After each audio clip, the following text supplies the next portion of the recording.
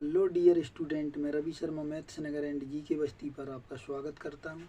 तो आज हम पढ़ाएंगे बहुपद पॉलिनोमियल के बारे में। पॉलिनोमियल होता क्या है, इसके बारे में हम बेसिक से जानेंगे।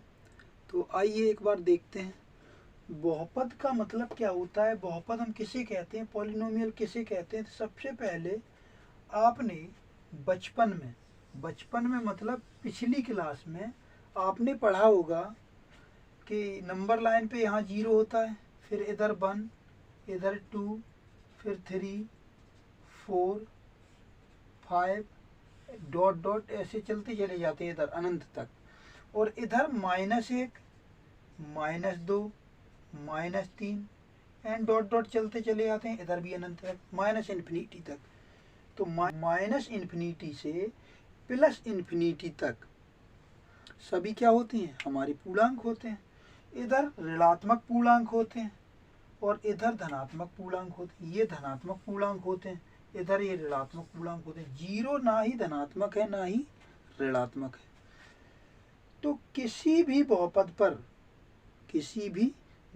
पर अगर धनात्मक पूर्णांक घात के रूप में होता है तो वो हमारा बहुपद होता है। कोई भी समीकरण हो, उसमें अगर हमारा घात जो है वो धनात्मक घात हो या फिर उसकी घात 0 हो। 0 किसकी घात होगी, किस बहुपद की घात 0 होगी, जो अचर पद होगा, अचर बहुपद होगा, उसकी घात 0 होगी। तो बात पहले इतनी सी समझो, ना ही ऋणात्मक घात हो। अगर ऋणात्मक घात भी होती है तो वो हमारा बहुपद नहीं कहलाएगा। जैसे मैंने आपसे कहा कि एक हमने लिख दिया x² प्लस 2x प्लस 3, इस तरीके से। तो इस बहुपद की घात अगर आप ध्यान से देखोगे तो पाओगे कि कितनी है, 2 है।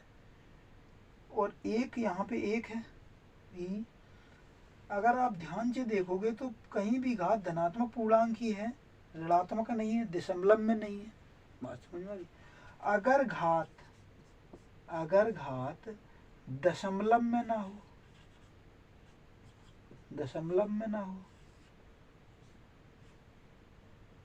भिन्नात्मक ना हो, भिन्नात्मक मतलब भिन्न ना हो, ये होनी नहीं चाहिए, ये दोनों होनी नहीं चाहिए। बात समझ में आ रही है। तो घात जो है वो दशमलव में ना हो और भिन्न में ना हो, धनात्मक घात होनी चाहिए, धनात्मक पूर्णांक होना चाहिए, उसी को हम बहुपद कहते हैं। अगर ऋणात्मक आ गई तो नहीं होगा। जैसे मान लो x प्लस 1/x, क्या ये बहुपद है? ये बहुपद नहीं है। क्यों नहीं है, बात को समझो। क्योंकि x प्लस इस x की पावर कितनी, कुछ भी नहीं है तो 1, इसको ऊपर ले जाओगे तो कितनी हो जाएगी, -1। तो यहाँ पे ऋणात्मक घात आ गई, इसीलिए ये बहुपद नहीं है। उसके बाद में चर्चा करते हैं पदों के आधार पर बहुपद कौन कौन से होते हैं और उनकी घातों के आधार पर बहुपद कौन कौन से होते हैं। तो आइए देखते हैं पदों के आधार पर।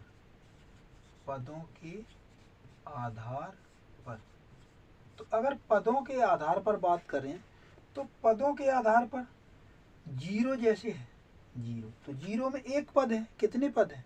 एक पद है। और ये बहुपद जो है, ये कौन सा बहुपद है? शून्य बहुपद। क्योंकि इसमें है क्या, शून्य है। अगर मान लो मैंने कोई एक अंक ले लिया, कोई भी अंक ले सकते हो आप, गिनती का कोई भी आप एक अंक ले लो, तो ये इसको हम कहते हैं अचर बहुपद। क्या कहते हैं? अचर बहुपद। ये हमारा अचर बहुपद हो जाएगा, ये शून्य बहुपद हो जाएगा, ये अचर बहुपद हो जाएगा। इसी के साथ मान लो हमने ले लिया ax प्लस बी, कोई एक चर आ जाए, ये चर है, x हमारा चर। तो चर जैसे ही आया, फिर इसको हम कहते हैं, अब ध्यान से समझना इस बात को, इसको हम कहेंगे ax प्लस बी। तो ये द्विपदी व्यंजक है। कैसा है? दो पद है इसमें, एक ये पद है, एक ये पद है। इसको हम कहेंगे द्विपदीय बहुपद। जिसमें दो पद हैं वो द्विपदीय बहुपद होगा। जिसमें एक पद है उसको एक पदी बहुपद कहेंगे। जैसे इसमें ये अचर बहुपद था, इसी में अगर x लगा दो तो ये एक पदी बहुपद हो जाएगा। मतलब प्लस और माइनस लगाने से हमारे जो भी पद हैं वो विभाजित हो जाते हैं, अलग अलग हो जाते हैं। गुणा लगाते हैं तो नहीं होता। जैसे मान लो 2 × 3x लिखा है × 4, तो ये अलग अलग पद नहीं है, ये एक ही पद है पूरा। जब तक हम प्लस माइनस नहीं लगाते हैं तब तक वो हमारा पूरा एक ही पद रहता है। जैसे ही प्लस या माइनस लगाया तो अलग अलग पद हो जाते हैं। जैसे इसमें हमने प्लस लगा दिया, फिर हमने लिख दिया 3, फिर हमने लगा दिया माइनस, अब हमने लिख दिया k। तो अब इसमें 3 पद हो गए टोटल, 1 2 और ये 3। तो टोटल कितने पद हो गए? 3। यहाँ तक बात समझ में आई? तो पदों के आधार पर तो शून्य अगर है तो शून्य बहुपद, 8 है तो अचर बहुपद, और ax प्लस भी ऐसे लिखा है, 2 पद हैं तो द्विपदी बहुपद। ऐसे ही अगर 3 पद हैं तो त्रिपदी बहुपद, 4 पद हैं तो चतुर्थपदी बहुपद। इसी तरीके से चलता रहेगा। फिर घातों के आधार पर समझ लेते हैं। तो ध्यान से समझिए, और जिस भी पॉइंट पे समझ में नहीं आता है उस पॉइंट पे जाके वापस से देखिए ताकि अच्छे से समझ में आ जाए। और गणित सीखनी है तो हमारे साथ जुड़िए और उन चीज़ों को धीरे धीरे समझिए। जब आप चीज़ों को समझेंगे तभी जाके आपको चीज़ें क्लियर होंगी। और बहुत ध्यान से और धैर्य रख के सीखना होगा। पेशेंस बनाए रखिए, धीरे धीरे चीज़ों को सीखते चलिए। ऐसा नहीं कि आज इस चैनल पे आए फिर अदर चैनल पे चले गए। मैं मानता हूँ कि अच्छे अच्छे यूट्यूबर पढ़ा रहे हैं, मुझसे अच्छे अच्छे यूट्यूबर आपको पढ़ा रहे हैं, लेकिन किसी के साथ भी जुड़िए तो धैर्य रखिए उसके साथ। घातों के आधार पर देखो, घात के आधार पर कैसे डिफाइन करते हैं? तो घात के आधार पर जैसे मैंने कोई भी ले लिया, 0 ही ले लिया, तो इसको हम शून्य बहुपद कहेंगे, शून्य बहुपद। और शून्य बहुपद में अगर तुमसे ये पूछा जाए कि अधिकतम घात बताओ, तो शून्य बहुपद की घात को हम डिफाइन नहीं कर सकते, अपरिभाषित बोलेंगे। इस बहुपद की अधिकतम घात क्या होगी? अपरिभाषित होगी। क्यों होगी? बात को समझो। इसको हम ऐसे भी लिख सकते हैं 0 × x⁴। इसको हम ऐसे भी लिख सकते हैं 0 × x⁴1, 0 × x⁴2। तो यहाँ तो डिफाइन ही नहीं हो पाएगा। x⁴0 1 का 0 में गुणा करोगे 0, फिर x⁴1 x आ जाएगा, x का 0 में गुणा करोगे 0। मतलब किसी में भी जाओगे आप सब में 0 मिलेगा। इसमें भी 0 आएगा आंसर, इसमें भी 0 आएगा, और इसमें भी 0 आएगा। मतलब हम घात कोई भी ले रहे हैं, 0 ले रहे हैं, 1 ले रहे हैं, 2 ले रहे हैं, ऐसे 3 ऐसे 4 लेते चले जाएंगे, तो सब में मुझे मिलेगा क्या? 0 मिलेगा।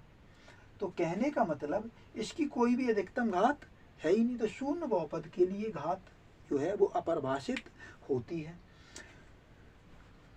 उसके बाद में कोई भी एक नंबर ले लेते हैं 3। तो इस नंबर के लिए ध्यान से देखो, तो इसको किस तरीके से, इसको हम बोलते हैं अचर बहुपद, अचर बहुपद बोलते हैं।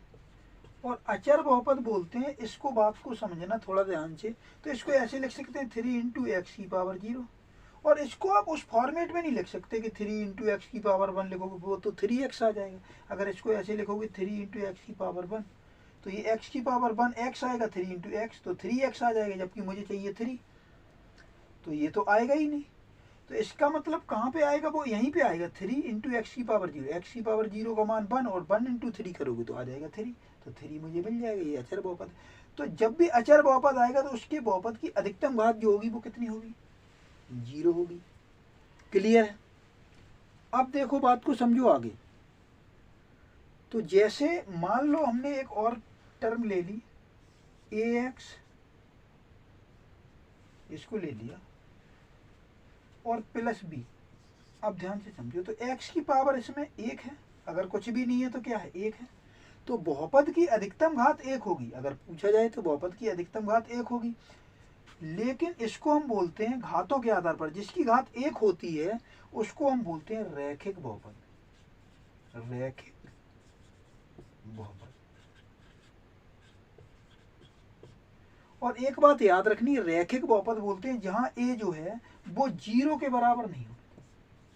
अगर 0 जैसे ही हुआ, अगर a जैसे ही 0 हुआ तो ax तो स्वाहा हो जाएगा, और जैसे ही ये स्वाहा हुआ तो बी बचेगा, बी तो हमारा अचर बहुपद है, भाई बी की जगह कुछ ना कुछ होगा अंक में, तो बी हमारा अचर बहुपद है, तो फिर ये रैखिक बहुपद नहीं रहेगा, इसीलिए A does not equal to zero, A zero नहीं होता। ठीक है, उसके बाद में A X square plus B X plus C. अब यहाँ पे देखो बहुपद की घात कितनी है, 2। अगर बहुपद की घात 2 है तो ये कैसा बहुपद है, द्विघात। द्विघात जैसा कि नाम से ही स्पष्ट है, द्वि मीन्स 2, घात मीन्स घात, तो 2 घात बहुपद की अधिकतम घात है, इसीलिए ये द्विघात बहुपद है। यहाँ पे भी A does not equal to zero, क्योंकि जैसे ही ए जीरो होगा तो ये एक्स स्क्वायर वाली टर्म तो ये स्वाहा हो जाएगी, और जैसे ही ये स्वाहा हुई फिर तो हमारा ये रैखिक बहुपद बन जाएगा, बी एक्स प्लस सी इस टाइप का बन जाएगा, फिर ये द्विघात बहुपद नहीं रहेगा। तो ये बात याद रखनी, इसको हम जनरल फॉर्म भी कहते हैं, द्विघात समीकरण की ये जनरल फॉर्म भी होती है, व्यापक रूप, ये रैखिक बहुपद का व्यापक रूप होता है। A X cube plus B X square plus C X plus D, बहुपद की अधिकतम घात कितनी है, 3, तो अधिकतम घात 3 है तो इसको हम कहेंगे त्रिघात बहुपद। त्रिघात बहुपद, बहुपद की अधिकतम घात 3 है तो ये त्रिघात बहुपद होगा। यहाँ भी A does not equal to zero, जैसे ही ए जीरो होगा तो ये एक्स क्यूब की टर्म जीरो हो जाएगी, और एक्स क्यूब की टर्म जीरो आपको पता ही है भाषण, तो ये जैसे ही जीरो हुआ तो फिर B X square plus C X plus D बचेगा, तो फिर ये क्या बन जाएगा, द्विघात बहुपद, तो ए जीरो नहीं होगा। ऐसे ही 4 पावर होगी तो चतुर्थ घात बहुपद होगा। तो बात समझ में आ गई होगी। अब आगे चीज़ों को समझते हुए चलते हैं। तो कोई भी द्विघात बहुपद है उसके मूल और शून्य क्या होते हैं। कोई भी द्विघात बहुपद लेते हैं, जैसे मान लो हमने ले लिया x square plus 5x plus 6, तो इसको जब हम सॉल्व करते थे ना 9th में, तो हम इसको ऐसे सॉल्व करते थे, एक्स स्क्वायर फिर 6 के फैक्टर करते थे, तो 3 2 या 6, फिर ऐसे लिखते थे 3x प्लस 2x, मतलब ऐसे इसके 2 फैक्टर करोगे, जोड़ें तो ये आ जाना चाहिए। अगर यहाँ पे प्लस है तो जोड़ो तो ये आएगा, और अगर यहाँ माइनस है तो घटाओगे तो अब ये आएगा।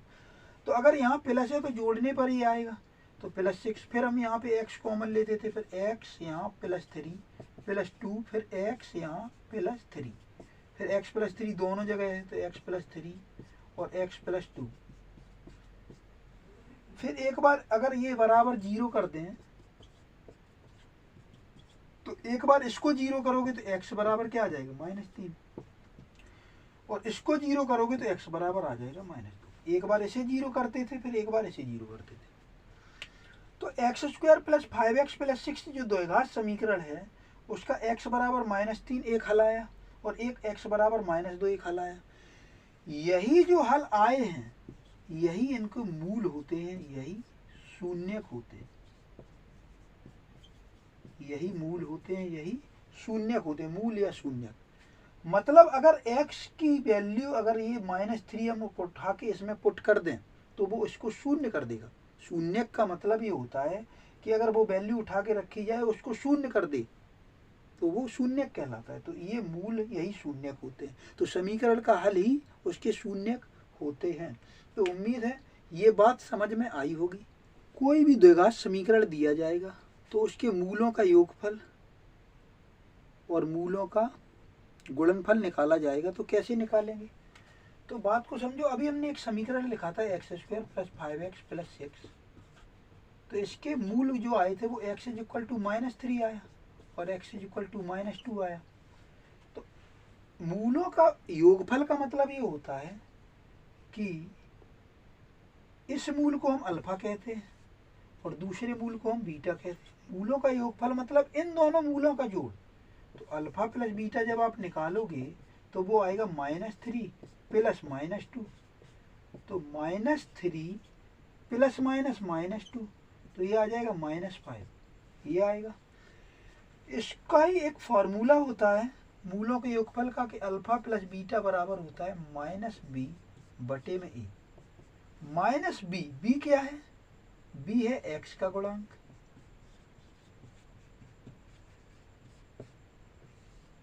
और ए क्या है, एक्स स्क्वायर का गुणांक। गुणांक मतलब गुणा में जो अंक होता है उसे गुणांक कहते हैं। तो एक्स स्क्वायर का गुणांक कितना है, 1 है, इसी को ए बोलते हैं। तो ये 1 है, फिर ये फॉर्मूले वाला माइनस बी, बी मतलब एक्स का गुणांक। तो एक्स का गुणांक कितना है, एक्स का गुणांक है 5, तो -5/1 करोगे तो -5 ऐसे भी आ जाएगा। तो ये बात बस यहाँ पे इतना समझाना चाहते थे कि जो भी तुम्हारे मूल होते हैं, समीकरण का हल होते हैं, तो मूलों का योगफल निकालोगे तब भी वैसे ही आएगा। और अल्फा प्लस बीटा इस तरीके से मूलों का योगफल निकालोगे तब भी वही आएगा। मूलों का गुणनफल क्या होता है, तो मूलों का गुणनफल होता है alpha beta is equal to C upon A. C क्या है, अचर पद, सी है अचर पद, और ए है एक्स स्क्वायर का गुणांक।